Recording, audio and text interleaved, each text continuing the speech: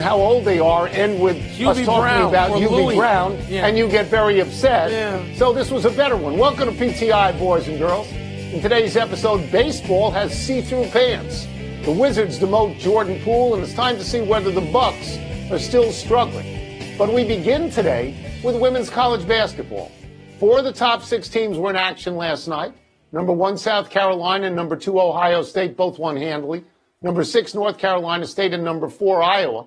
With Caitlin Clark being held to 24 points and just 4 in the second half, both lost. Wilbon, you called Indiana beating Iowa, although you didn't call Clark shooting 3 of 16 from 3. I didn't. What did you learn from last night's results? Tony, we were reminded that South Carolina is the best team in the country. They are. You didn't mention LSU and Angel Reese going for 25 and 20, and that's a reminder, too, that she's a great player. But let's go straight to Caitlin Clark, because that's what I was focused on yesterday, as you know. Tony, one, Indiana was coming off a dreadful loss. They had gotten hammered. And there was no way Indiana playing in Assembly Hall was going to follow up awful game with awful game. So I had factored that in as a Big Ten lunatic who follows all this stuff. But they figured out what to do with Caitlin Clark, at least for one night. And she talked very eloquently afterward about how they pushed her to spots further on the floor than she wanted to be, which would seem to be the backcourt, because she can shoot it from anywhere. But Tony, 3 for 16 from 3. They threw some box and one on her and the Iowa team. Iowa's number 4. I get that. But Indiana should feel like it should win that game. And they did. They want to be a team that hosts a game, which you can do in women's college tournament basketball by having a top 4 seed. So Indiana had a lot at stake last night, and they said to Caitlin Clark, you're not coming in here and dropping 49 on us. And we learned that there can be some effective defense played on her some nights. Yeah, so, I mean, Caitlin Clark and Iowa have now lost 2 games in the last couple of weeks. They lost at Nebraska.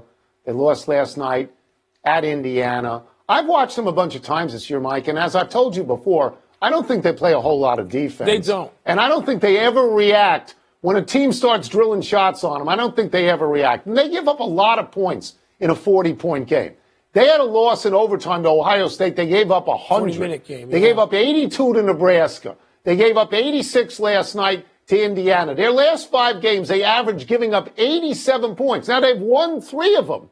So the inclination and the indication is they just want to get the ball back and score. That's how they're going to beat you. But when their best player goes 3 out of 16, they can't do that. The other thing I learned is exactly what you learned. And we didn't learn it. It was just confirmed. South Carolina is the best team in the country. They are. And one of the things they've done earlier this year is they went to LSU, the defending champion, who you talked about, and they beat them by 6. They lost last year in the NCAA semifinals. I don't think to Iowa. I don't think they're going to do that again. Right? I'm going to take the over on South Carolina this year. I think I agree with you there, Tom. I think I agree with you. Let's move to the discontent over baseball's new uniforms. Some players have complained that the fabric feels cheap, the whites are too eggshell, the lettering and numbering are too small, and that some pants are translucent. Susan Slusser of the San Francisco Chronicle says league sources blame studio lighting that made last year's pants look see-through as well. MLB, of course, shifting some blame, maintains it consulted with players prior to the changes. Tony, does this clothing crisis seem like a big deal, little deal, or no deal at all? This is my favorite story of the day, if I understand it correctly. The pants, first of all, there aren't enough pants. Second of all, the pants that they have appear to be see-through pants, and everybody is very upset about this. And I'm saying, don't these baseball players watch TV? Don't they see that commercial where everybody stands up and rips off their pants and goes to Lululemon and buys pants? So just go to Lululemon and buy pants. Now let me get back to this. So nobody likes the pants and nobody likes the jerseys. The numbers are too small. The lettering is too small. They feel cheap. And you're asking me, is it a big deal, little deal, or no deal? It's an enormous deal to the players. They have to wear these things every single day. Now, players hate everything. Players don't want the pitch clock, which only saved baseball. But I will say this, Mike. If I came out here every day in see-through clothing at my age, I would scare the horses, and nobody would want to see this show. All right. The players are young. Most of them are incredibly fit. This is bigger than no deal. This is completely inconsequential. Get the damn uniforms out of the dirty clothes basket from last year and put those on. I didn't say get the uniforms from 1947. And by the way, you know what those wool uniforms, can you imagine these babies if they had to play in those flannels? Can you imagine how they would go crazy? I get it. Everybody wants the new stuff, like golfers are all much better dressed now because they're all wearing those synthetic things that are light and airy and you feel like you have nothing on but your PJs. I get that. So either get it right, whoever's manufacturing them in the moment, or shut up and put on last year's. I don't want to hear any more about this. Tony, who are the biggest babies now? What sport has the biggest babies? You and I used to say tennis players. Golfers in the running, NBA players. I'm going to tell you this, Mike. Clothes are your life. If you had clothes, because they didn't measure the people one by one to tailor the clothes. That's right. They took a body scan. Yeah. If they put you in clothes in the group that they call baggy, you would go crazy. You would be calling Chauncey at Saks in 10 seconds, and you would say, I'm not wearing this junk. That's what you would do. So have a little sympathy. We have news. I would. Sure you would. We have news about our local terrible team, the Washington Wizards, who lost again last night by 20 to go 9-46 on the season with 9 losses in a row. But anyway, they have benched their second leading scorer, Jordan Poole, put him on the second unit. In a wild spin of this, the interim coach of the Wizards said, and I'm quoting here, it really is a positive. It's a credit to Jordan. This gives him an opportunity to be on that unit as the lead handler, lead decision maker, and kind of be our offensive engine, unquote. Well, Bob, you don't actually think Jordan Poole is going to see it that way, do you? It's not a positive, and it's not a credit to Jordan Poole. But what I am told, Tony, is that Jordan Poole has accepted it professionally and say, I'm going to do the best I can with this. And I think that's a step in the right direction. Because, I mean, what you've learned over the last year or so is Jordan Poole can be, sometimes difficult to get along with, although not apparently with the Wizards. It seems like he's got plenty of support there. But in leaving Golden State, I will say this, Tony, he left a situation and it got worse because he leaves someplace where he got a championship ring. And yes, you have the incident with Draymond, which is awful. But he then goes to the Wizards where they're not going to win a game that matters for the next 5 years and he's going to need to be traded. I understand that can make you frustrated. It can make you act out. He needs to go be on this second unit, accept it, and excel at it. You're going to get more shots on the second unit when you're not playing with the guys like Kuzma who need the ball on the first unit. Tony, he needs to grow up, but I think this can help him. I'm not going to say it's a credit to Jordan. I don't believe that. He's got to grow up, and he's got to accept this and move forward. It is the wildest spin I have ever heard. You're benching a guy and telling him this is a positive thing for you and we love you. And they're saying you're going to get fewer minutes. You're going to play with lesser quality people on that unit. You're going to get all of that stuff, but you've got to look at the bright side. Well, there is no bright side. There is no bright side to this. He got himself in this mess, Mike, by shooting in his last 6 games, 19 for 82 and 8 for 42, something like that, or 5 for 42, some ridiculous thing from 3. And all I really know about him is the Draymond Green stuff. Yeah. But here's what's true, Mike.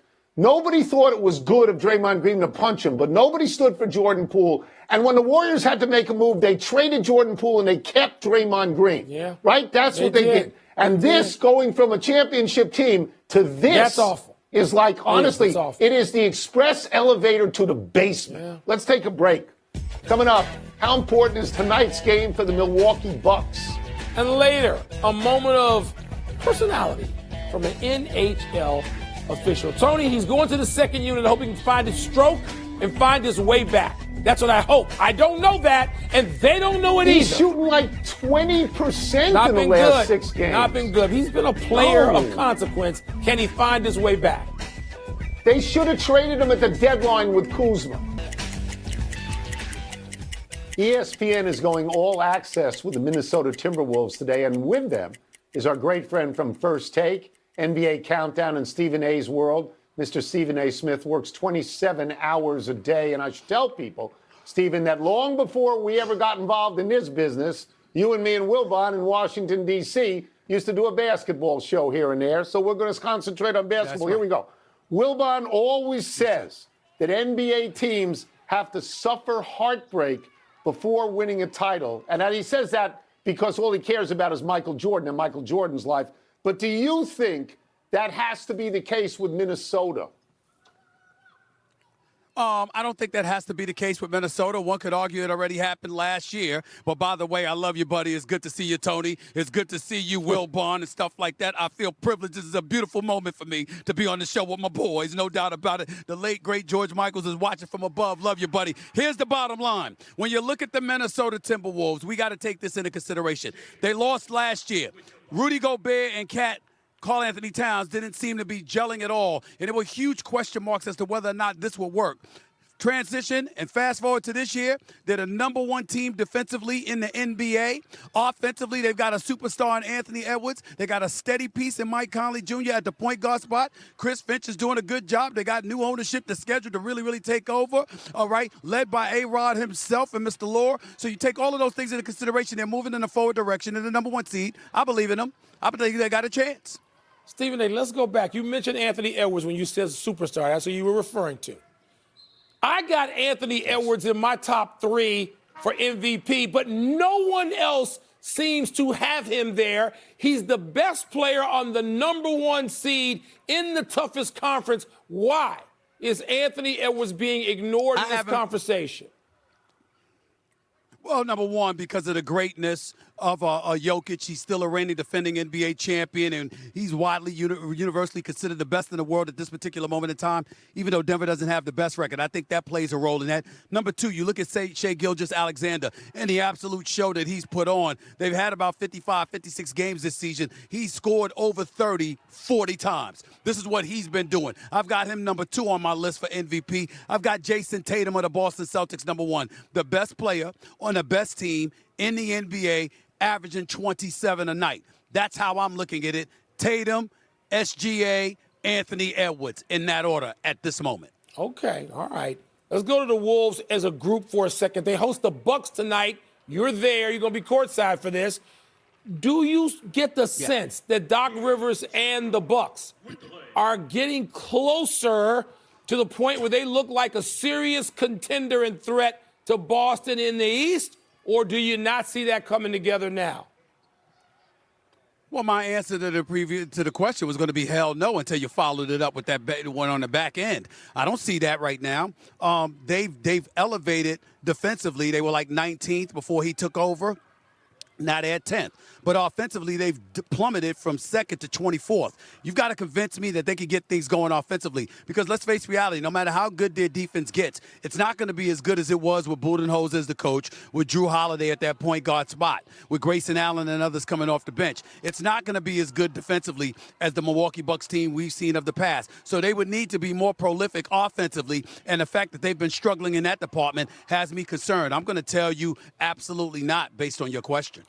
You and I are going to debate this all weekend on Countdown. The Warriors or the Lakers? You watched the Warriors beat the Lakers sort of handily last night, I think by 18. Stephen A., which one are you more certain is going to get to the playoffs and be a factor, Warriors or Lakers? Warriors. First of all, Steph Curry is every bit the superstar that is LeBron James at this particular point. LeBron James is 4 years older than him, but Steph Curry, being the marksman that he is, the exceptional marksman that he is, the greatest shooter God ever created, you take that into consideration. I'm seeing young thoroughbreds like Kuminga in the starting lineup. He's really elevated his level of play. He's entrenched there now. Podziemski, a rookie, balling the way that he's been balling. They've quickened the pace. They're more efficient offensively, more so than they've ever been, even during their championship years. And then we look at Draymond Green. He's elevated them since he got back from his suspension. They've got the best record in basketball with a 9-3 record over the last 12 games. So I look at all of those things. I look at the use of the young bloods. I see Steph Curry being a superstar. I know about the exceptional coaching of Steve Kerr. And on top of it all, Klay Thompson. He is not having a good year. 37% shooting from three-point range, 41% shooting from the field. Guess what? 27 to 28 teams would love to have a shooter that shoots 37% from three-point range. I think that Klay Thompson is ultimately going to find his rhythm, and look out. I give them much more of a chance than the Los Angeles Lakers because I don't believe the Los Angeles Lakers can shoot. They can make a run because of AD and LeBron, but they can't shoot. That's my concern. What a joy this is for me, just to sit here and watch you and listen to you. I love this. We'll get you out of here, but your answer has to be quick. Sorry about that. Wilbon isn't sold on the Celtics, and I am. Who are you with? Kornheiser, I'm always with you, baby. I'm always with you. I mean, Wilbon's my brother, you know what I'm saying? Even though he's a curmudgeon, but I'm always with you, Kornheiser. You know that, buddy. Come on, Tony. Yeah. Come on, baby. Great joy. You're Great not going to be joy. with him. Thank You know so they much. shoot too many Great threes. joy. We'll finish this argument tomorrow on Countdown. Huh? They're 5 going o'clock. to dial it Eastern. back. They're going to Nothing. dial back. They've been listening to me. They've been listening to me, and they're going to dial back the three-point shooting, the number of attempts. They're going to dial that back just a touch. You can catch more Stephen A. on NBA Countdown at 7. Maybe they'll let Wilbon close. Followed by the Cavs, Sixers, and Bucks, Wolves. We'll take one more break, but still to come, a big jump for the NFL salary cap. It's 7 tonight. It's 8 Eastern tomorrow. I got on ABC. And the Austin Matthews heater continues. Saturday and Sunday. Isn't it Tony. great to have him? It is great to have him. You ought to leave the house. The new coach of the New England Patriots was the youngest coach in the NFL for a couple of days until Seattle hired Mike McDonald. Mayo played 8 seasons for the Patriots at linebacker and made 2 Pro Bowls. Some called him Bill Jr. because he was so much like Belichick. The Patriots liked Mayo so much that they wrote into his contract a plan of succession where he could succeed Belichick. Now that's done. And now the reality is that Mayo faces more pressure than any new coach in the league because of who he is succeeding and the tradition of excellence he has to live up to. Anybody with more pressure, Mike? Even Harbaugh? I don't think so. Do you? Tony, yeah, I think there's more pressure on Harbaugh. Let me just say this. Because Mayo is succeeding a guy who didn't live up to his own standard the last couple of years. So I think actually Harbaugh coming off a national championship, I'd put him under the highest pressure and then Mayo after that. Okay, all right. Happy anniversary, Patrick Waugh. On this day 39 years ago, the 19-year-old Montreal goalie made his NHL debut, playing in the third period in relief of the starter and allowing no goals. In 2004, a panel of 41 writers selected Waugh as the greatest NHL goalie ever. In 2006, he was inducted into the Hall of Fame. He's the only player to win the Conn Smythe Trophy 3 times, and he did it in 3 different decades. He won 4 Stanley Cups as a player, and his number 33 was retired by Montreal and Colorado. Waugh is now coaching the Islanders. I love him for something he once said when Jeremy Roenick was barking at him, and Waugh said, quote, "I can't really hear what Jeremy says because I have my 2 Stanley Cup rings plugging my ears." That's a great line. I might have a tiny little pushback. Martin Brodeur won 3, so he's close. Grant Fuhr won 4, but Tony, Jacques Plante and Ken Dryden won 6 Stanley Cups. I mean, 6. You know, I'm not just going to gloss over Yeah. that. I mean, Ken Dryden with the same franchise, I don't know that I'm going to go Waugh over Dryden. I'm just saying. Having trails to an apparent goal for the St. Louis Blues. The Blues were already up 4 on the Islanders in the third period last night when they appeared to score once more on a deflection. But refs quickly waved it off to an apparent high stick. After replay confirmed their decision, referee Garrett Rank delivered the bad news to the St. Louis crowd. You're not going to like it, but the call on the ice was correct. No goal. No, that's some good. Wilbon, do you like a little personality in your officiating? I love it, Tony. It has to remind you of Ben Dreith sometime in the mid-1980s saying about the Jets, and maybe he confused Gastineau and Marty Lyons, but he talked about one of them giving him the business down there. It's the greatest penalty call ever, and so this was sort of in that order. Not as good as Dreith, but I liked it. Little color. I like when officials Me do too. that. Love I it. like it. I don't Yeah. like when they become the whole show, No, but when they a have to little talk bit. about a replay and Add a explain line. it, I do like it Yeah. there.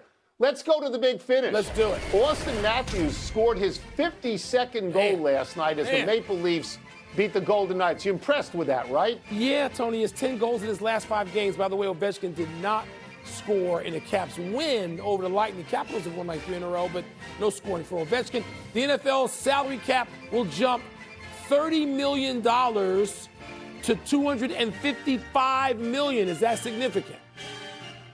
Yeah, you can sign Khalil Mack for that. Yeah, you can get a great player for $30 million. Yeah, it is significant.